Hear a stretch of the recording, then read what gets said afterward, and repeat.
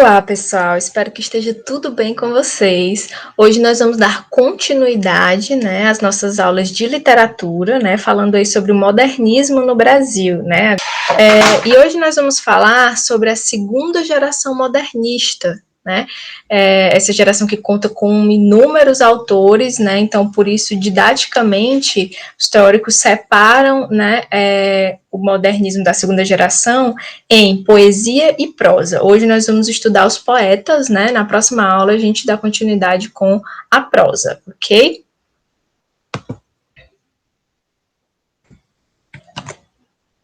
Bom, vou fazer um resumo, né? Eu trouxe para vocês só alguns dos autores mais importantes, né, desse período, mas depois vocês podem dar uma aprofundada melhor no assunto, certo? E descobrir outros autores interessantes também. A segunda fase do modernismo, ela vai se estender de 1930 a 1945, e o que é que estava acontecendo nesse momento histórico? Não vou me deter muito, né, ao contexto histórico, até porque vocês estudam isso na disciplina de história, né, só para vocês entenderem o que influenciava, alguma das características presentes nos textos que nós vamos analisar, certo? Então, nós temos a Revolução de 30, né, que Getúlio Vargas chega ao poder, a Revolução Constitucionalista, né, gerada aí, né, direcionada aí pelas pessoas que não queriam que Getúlio continuasse, né, no poder.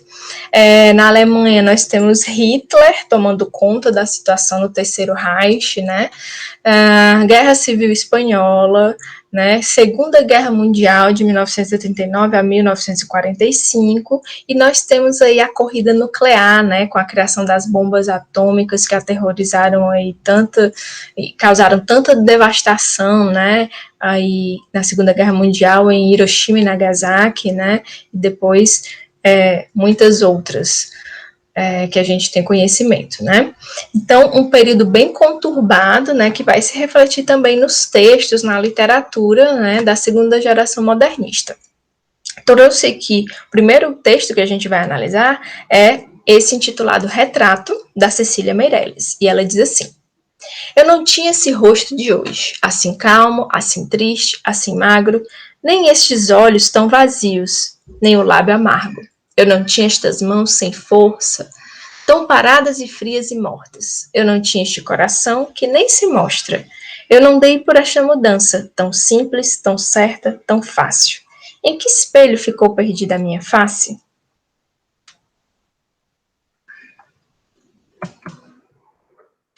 Aqui nós temos uma imagem da Cecília Meirelles, para quem não conhece, né? E a Cecília Meirelles, gente, ela gostava muito de escrever, né? Sobre o eu, né? Ela tem muitos poemas intimistas, como esse que a gente acabou de ler, né? Uma das características peculiares também dela, e que não era muito comum aos modernistas, é que ela possuía uma linguagem elevada. Então, vocês vão ver palavras rebuscadas, né, nos textos dela. Talvez por estar ali num mundo, né, literário que era tão masculino na época, ela tinha que se sobressair de alguma forma, né? E também porque alguns autores, e ela faz parte também desse meio, começaram a resgatar algumas características das literaturas passadistas, não como forma de cópia, né? Porque a partir da primeira fase do modernismo não se falava mais de cópia, mas como influência mesmo, o estilo do autor, certo? E aí, esses autores que vão beber um pouco das fontes do simbolismo, né, que usam muito da musicalidade, né, vão ser chamados de neossimbolistas, né, e a Cecília Meirelles tá nesse meio aí, certo?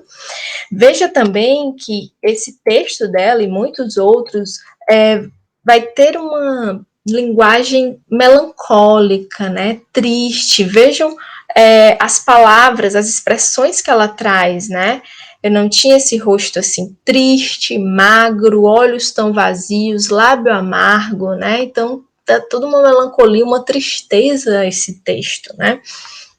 Além disso, a Cecília vai ser uma poetisa bem existencialista também, né, vai questionar a existência humana, né, por exemplo, aqui na segunda estrofe nós podemos ver que ela começa a analisar, né, comparar como ela está agora e como ela era antes, né? Eu não tinha estas mãos sem força, tão paradas e frias e mortas, eu não tinha este coração que nem se mostra. E aí ela vai refletindo, né? Uma característica, assim, muito corriqueira nos textos da Cecília Meirelles também é a questão da passagem do tempo. Como a vida, ela se esvai, assim, em um minuto e a gente nem percebe, né? E isso fica bem marcado, pelo menos nesse texto, aqui na última estrofe, quando ela diz, eu não dei por esta mudança, né? O tempo passou e eu nem percebi. Tão simples, tão certa, tão fácil. E aí vem a pergunta, o questionamento existencialista, né? Em que espelho ficou perdida a minha face? Veja que parece que ela não gosta do que vê ali no retrato. Ela, Cecília, não, né? Eu tô falando aqui do sujeito poético, né? A voz que fala no poema, né? E aí traz essas características, né? Que nós acabamos de ver aqui. Outro texto que eu trouxe para vocês aqui é o Soneto de Fidelidade, bastante conhecido do nosso Vinícius de Moraes, né, que gostava muito de escrever sonetos, que é uma forma clássica de poema, vejam aí, né, outra característica das escolas passadistas, né, e que é uma particularidade do Vinícius, é certo que ele não escrevia só sonetos, mas ele tem muitos, né? Escreveu muitos, soneto de fidelidade, soneto do amor total, soneto da separação, né? E aí o soneto de fidelidade diz assim, vocês já devem ter ouvido falar, já devem ter lido, diz assim, de tudo ao meu amor serei atento, antes e com tal zelo, e sempre e tanto, que mesmo em face do maior encanto, dele se cante mais meu pensamento. Quero vivê-lo em cada vão momento, e em seu louvor hei de espalhar meu canto, e rir meu riso e derramar meu pranto, ao seu pesar ou seu contentamento. E assim, quando mais tarde me procure, quem sabe a morte, angústia de quem vive, quem sabe a solidão, fim de quem ama, eu possa me dizer do amor que tive, que não seja imortal, posto que é chama, mas que seja infinito enquanto dure. Tenho certeza que vocês já ouviram pelo menos esses dois últimos versos, né? O Vinícius de Moraes, pessoal, ele cantou o amor como ninguém. É o poeta, né, que vai... Você fala de Vinícius de Moraes, você já lembra daquela vida boêmia do Rio de Janeiro, né? E aí fazer esses poemas falando de amor, exaltando a mulher, né, são características bem peculiares do Vinícius de Moraes, certo? Falar dos mistérios da alma, do cotidiano, e não só isso, ele não escrevia só sonetos, né, ele também se preocupava com as causas sociais, que é uma das características, assim, mais importantes e que mais vai aparecer nos poetas em geral, nos escritores do modernismo, né, e aí ele tem um poema também muito chocante, né, que fala, o título é Rosa de Hiroshima, que fala justamente, faz a metáfora aí da rosa, né, com a bomba, né, a rosa que é um ser delicado, né, que traz uma beleza, né, sendo comparada à bomba, né, que traz uma devastação, né, e aí ele vai fazer uma crítica, né, vai refletir sobre esse momento tão pesado da nossa história, né. E, além disso, né, Vinícius de Moraes vai enveredar aí, né, pela a música, né, vai trazer para a gente, juntamente com Tom Jobim e João Gilberto, né, que faleceu ano passado, nosso queridíssimo, a Bossa Nova, né? E quantas músicas vocês já não ouviram aí do Vinícius de Moraes aí pelas novelas, né? Principalmente do Manuel Carlos, né? E aí essas características estão bem presentes no Vinícius de Moraes, nos textos dele, certo? Outro texto dessa fase, né, da segunda geração modernista, é esse aqui, Pré-História, do Murilo Mendes, que diz assim: mamãe vestida de rendas tocava piano no caos. Uma noite abriu as asas, cansada de tanto som, equilibrou-se no azul. De tonta não mais olhou, para mim, para ninguém. Cai no álbum de retratos. Vejam aí como são curtinhos os poemas, né? Uma poesia sintética, já continuando, né, o que os escritores lá da primeira fase propunham, não é? Murilo Mendes, tem uma foto dele, né? Murilo Mendes também era pintor, né? Vejam aqui esse quadro, né? Com tendências surrealistas. Ele usava do surrealismo tanto nas pinturas quanto na poesia, né? esse quadro, né, assim, meio você não consegue identificar, né, assim, direito, você sabe, assim, meio louco, né, meio surreal, a mulher aqui com a cabeça abaixo do seio, né, e aqui os cabelos como se fossem raízes, né, de uma flor, enfim, bem surreal mesmo, né. Na poesia, onde nós podemos ver o surrealismo, que foi esse movimento, né, de vanguarda europeia, que influenciou tanto os nossos escritores aqui no Brasil, nas imagens que o texto traz, né, diz assim, mamãe vestida de rendas tocava piano no caos. Como uma pessoa toca piano no caos, né? Você fica imaginando logo um sonho, assim, aqueles sonhos meio loucos que você não sabe se está dormindo, se está acordado, né? Uma noite abriu as asas, cansada de tanto som, equilibrou-se no azul. Que azul é esse? Seria o céu, né? De tonta não mais olhou para mim, para ninguém. Cai no álbum de retratos. Esse último verso ele faz referência direta à morte, né? Geralmente, não sei se vocês já viram, né? Mas os nossos avós, né? Guardam muito retratos, né? E aí, às vezes tem retratos de pessoas que já morreram, né? Então, esse cai no álbum de retratos, ele faz essa referência à morte, né? E aí o Murilo Mendes, ele também vai denunciar as injustiças sociais, certo?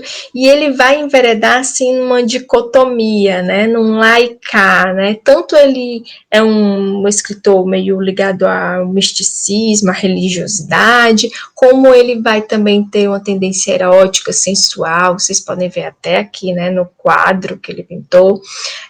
Vai falar tanto do sagrado quanto do profano, né? Vai estar ali um pé aqui, outro acolá, né?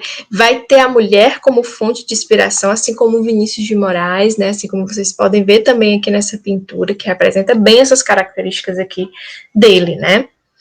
O próximo texto é do Jorge de Lima, amicíssimo do Murilo Mendes, nós vamos já ver por quê, né?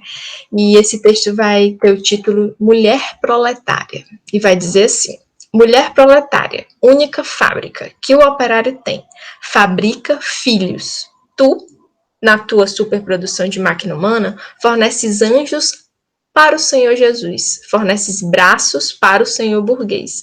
Mulher proletária, o operário, teu proprietário, há de ver a tua produção, a tua superprodução, ao contrário das máquinas burguesas, salvar o teu proletário. O Jorge de Lima ele vai fazer essa crítica, né, à sociedade machista da época, né, que usa a mulher apenas como fonte de reprodução, né, e ela vai reproduzir o quê? Ela vai reproduzir anjos para o Senhor Jesus, para a igreja, né, e vai produzir os braços, né, dos trabalhadores lá para o burguês, que vão enriquecer o burguês a partir da exploração do trabalho deles, né, e aí ele traz essa crítica, né, que essa mulher, ela tem que ser ouvida, ela tem que ser vista, né, nem que seja pelo proprietário dela, né, que no caso seria o marido, né, o esposo, né, e aí a questão do machismo bem presente na sociedade da época, né. O Jorge de Lima, ele vai ter um tom profético nos textos dele. Vejam que ele também vai falar aqui, né, Senhor Jesus, vai estar sempre presente esses termos ligados à igreja, ao catolicismo, né, ele vai trazer o mundo cósmico, né, a questão do mundo onírico também, que é o mundo dos sonhos, retomando, né, relembrando também uma tendência aí surrealista, como o amigo dele, Murilo Mendes. Juntamente com Murilo Mendes, pessoal, ele vai participar desse projeto aqui de restaurar a poesia em Cristo, né? Como eles faziam parte de movimentos da igreja, eles vão ter textos, né? Que trazem uma espiritualidade, um misticismo, um mistério todo em relação à religião, né? Além disso, ele vai também gostar muito da temática do folclore regional e da cultura negra também. Tem vários textos em que ele vai evidenciar, né, a cultura africana, que faz parte da gente também, da nossa construção enquanto brasileiros que somos, né. E também vai falar das causas humanitárias. Não há como você ser modernista e se distanciar, né, do engajamento social, certo, pessoal? E nós trazemos, por fim, aqui um texto do nosso Carlos Drummond de Andrade. Ele ficou por fim, né, mas não menos importante, certo? Na verdade, o Carlos Drummond de Andrade é nosso grande gênio, né, aqui dessa segunda fase do modernismo. Coincidentemente, também Andrade, né, vocês estão vendo aí que os Andrades, eles arrebentam, né, são escritores geniais aí, muito importantes dentro do modernismo, apesar de não terem nenhum parentesco, só uma feliz coincidência, né? E aí, nesse poema de Sete Faces, o Carlos Drummond de Andrade vai dizer assim: quando nasci, um anjo torto desses que vivem na sombra disse: vai, Carlos, ser goste na vida. As casas espiam os homens que correm atrás de mulheres. A tarde talvez fosse azul, não houvesse tantos desejos. O bonde passa cheio de pernas, pernas brancas, pretas, amarelas. Para que tanta perna, meu Deus? Pergunta meu coração. Porém, meus olhos não perguntam nada. O homem atrás do bigode é sério, simples e forte. Quase não conversa, tem poucos, raros amigos. O homem atrás dos óculos e do bigode.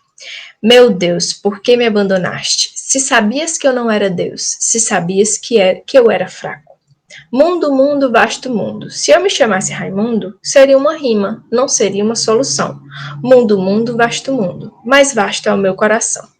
Eu não devia te dizer, mas essa lua, mas esse conhaque, botam a gente comovido como o diabo.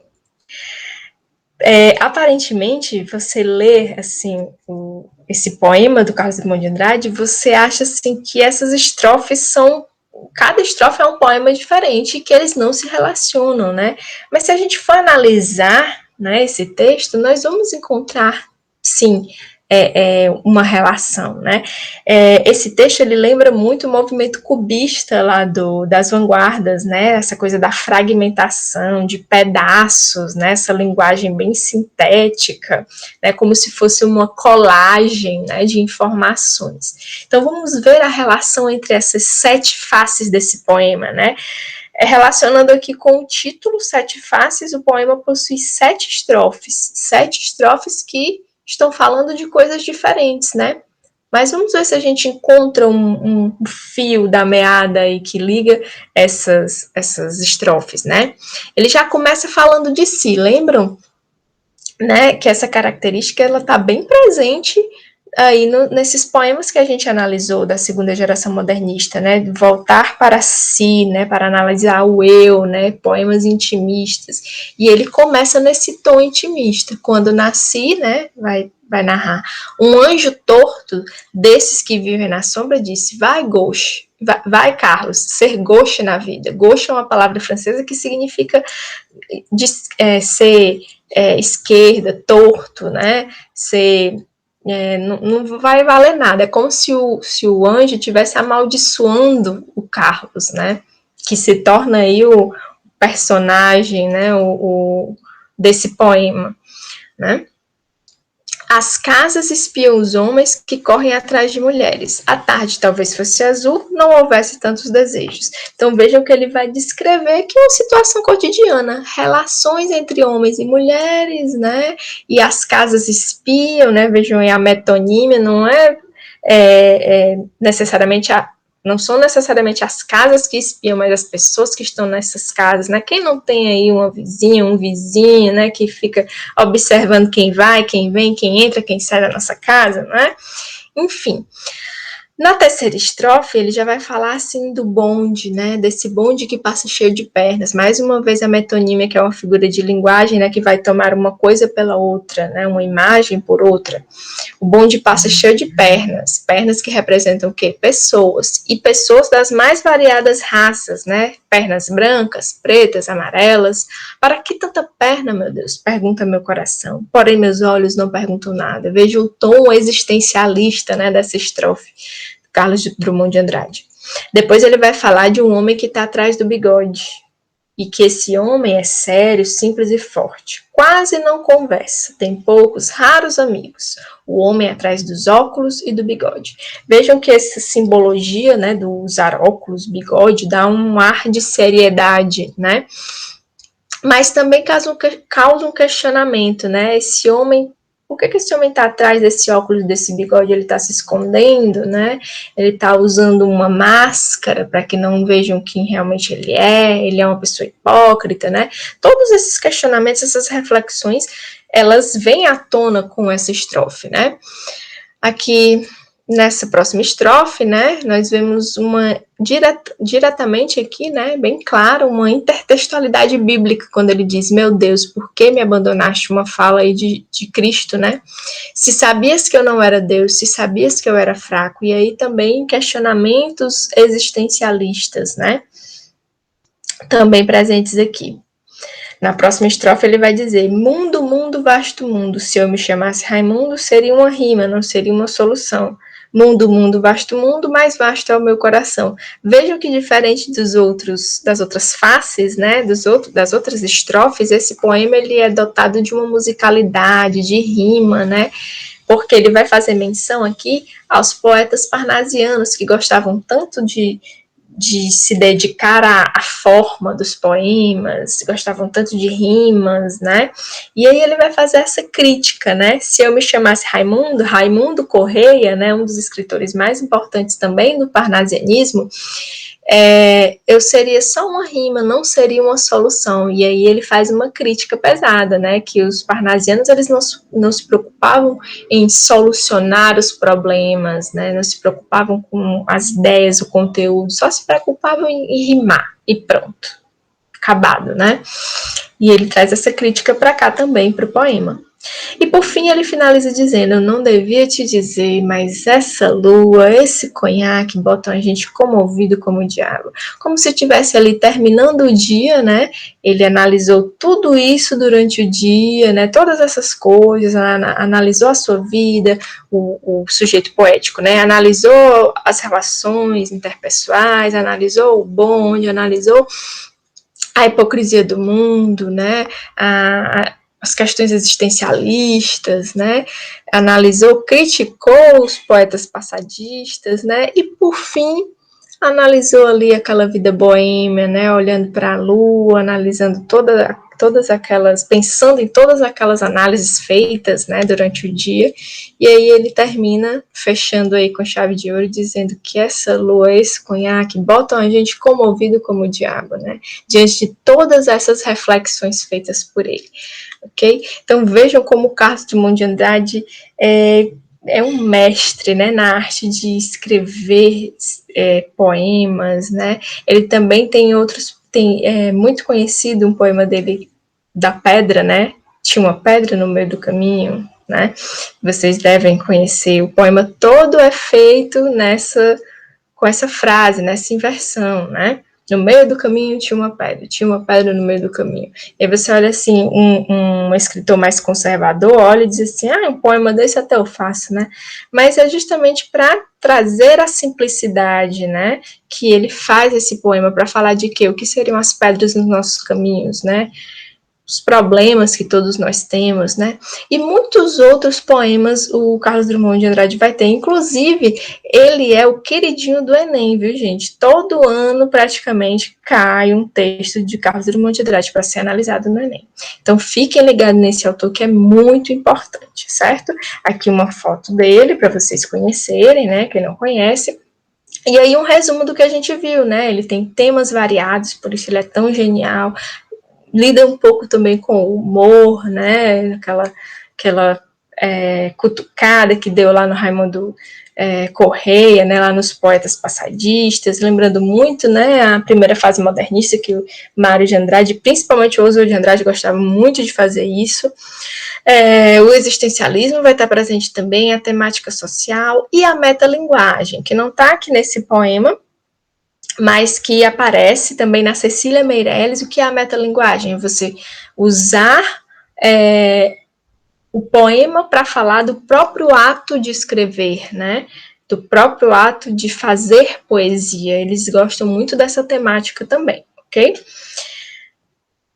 E aí, resumindo, né, o que a gente falou com esses autores que nós trouxemos, né, e essas poesias que nós lemos aqui, analisamos, a segunda fase do modernismo, pessoal, vai trazer uma literatura politizada, né, preocupada com as questões sociais, certo? Vai haver um amadurecimento dessa literatura, que a princípio, lá na primeira fase do modernismo, ela queria chocar, balançar as estruturas sociais, dar um tapa na cara da sociedade preconceituosa e conservadora na época para dar espaço a o povo brasileiro aparecer na literatura, né, com a sua linguagem, com o seu jeito de ser, né, e haver essa valorização do que é nosso, né, e aí na segunda fase, não. Na segunda fase, já se começa a resgatar algumas coisas do passado, mas não com o sentido de cópia, né? Mas com o sentido de influenciar, né? Ou de serem influenciados, né? E de propor uma literatura nova, com o estilo próprio de cada autor, né? E sempre preocupado com as questões sociais, que é o que difere dos escritores passadistas, né, que não tinham muito essa preocupação. Vocês viram também que muitos textos vão falar do eu, vão se voltar, né, para si, vão ser mais intimistas, né, a questão da espiritualidade, do misticismo presente em alguns autores também, né, o questionamento da realidade, né, através do existencialismo, né, todas essas revoluções, guerras que estavam acontecendo na época vão influenciar a literatura, como vocês bem viram, né, e uma característica que vai permanecer, né, lá da primeira fase do modernismo, é a questão do verso livre, né, com raríssimas exceções, como o Vinícius de Moraes, que gostava, né, do soneto, mas ele tem também poemas de verso livre, né, e a poesia sintética, pequenininha, fácil de ler, simples, né, então, esse é um resumão, né, gente, claro que tem muito mais coisas extraordinárias, outros autores, outras obras, outras poesias para a gente dar conta, né? Mas, como o tempo é curtinho, vocês ficaram com esses autores, com essas poesias, e na próxima aula a gente continua com a segunda fase do modernismo prosa, certo? Espero vocês, até lá!